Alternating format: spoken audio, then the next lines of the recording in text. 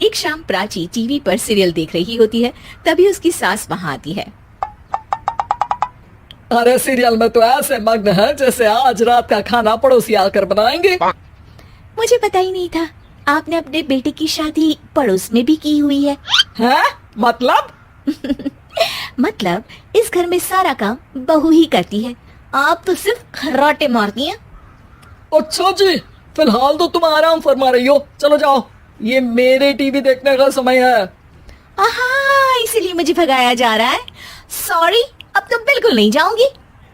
प्राची की इस बात पर दोनों सास बहू के बीच टीवी रिमोट के पीछे बच्चों जैसी छीना झपटी शुरू हो जाती है, जिसके बीच श्लोक भी काम से घर वापस आ जाता है।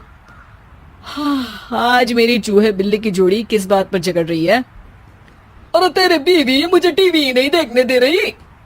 अरे तुम्हारी मम्मी मुझे खाना बनाने के लिए फोर्स कर रही है। अरे वाह, ऐसे बेतुके रीजन पर तो बच्चे भी झगड़ा नहीं करते। अरे मुझे कुछ मत बोल, सब इसने ही शुरू किया है। हाँ हाँ, जैसे आप तो बहुत दूध की धूली है ना। अरे बस दोनों चुप। प्राची जाओ, खाने की तैयारी करो। और माँ तुम छोड़ो, तुम्हें क्या बोलूं, शांति से अपना सीरियल देखो, मुझे दोबारा लड़ने की आवाज सुनाई नहीं देनी चाहिए। ऐसा बोलकर श्लोक वहां से चला जाता है, जिसके पीछे पीछे प्राची भी कुछ न कुछ बड़बड़ाते हुए रसोई में चली जाती है।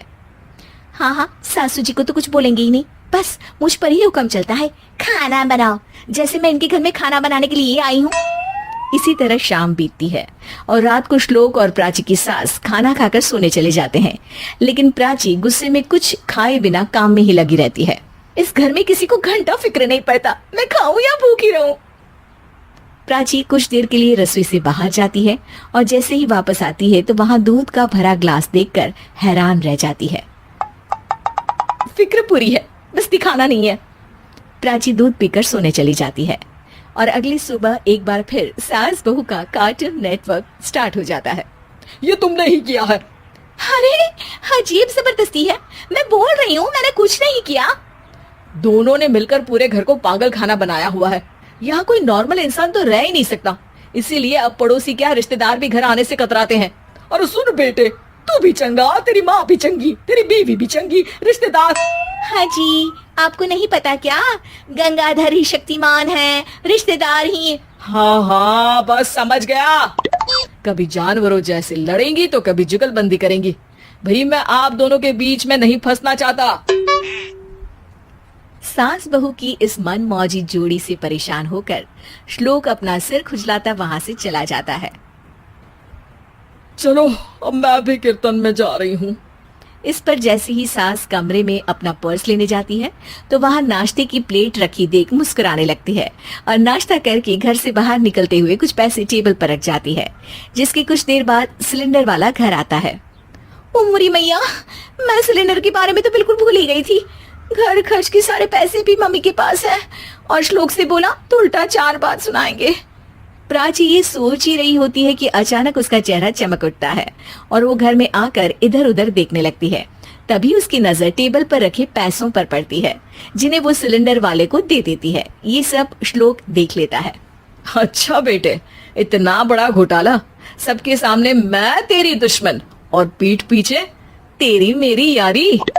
इस पर श्लोक एक प्लान बनाता है और शाम को सब एक साथ बैठे होने पर बोलने लगता है। माँ, तुम दोनों की बहुत लड़ाई होती है, इसलिए मैं सोच रहा हूँ कि प्राची को उसके घर छोड़ाऊं, इससे वो भी खुश रहेगी और तुम भी। अचानक श्लोक की ये बात सुनकर सास बहू शौक से उसकी तरफ देखती है।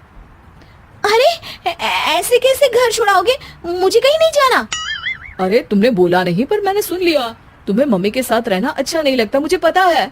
अरे वो अरे, जब बहू खुद कुछ काम बोले तो वो तुझे सुनता नहीं, और अब जो इसने बोला ही नहीं वो तू समझ गया। जब उसे नहीं जाना तो फिर जबरदस्ती क्यों कर रहा है? अच्छा, फिर आपको मौसी के घर छुड़ाता हूँ।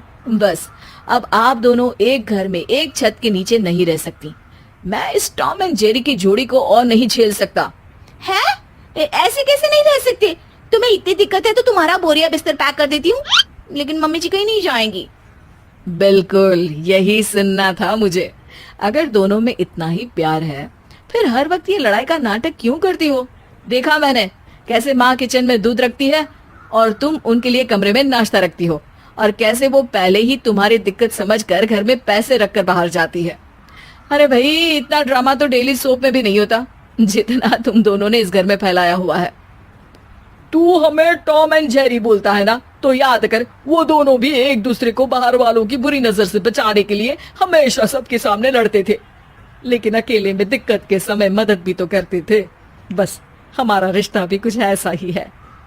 और वैसे भी अगर सास बहू में तू मैं नहीं होती तो दुनिया वालों को कहानियां कैसे मिलेंगी?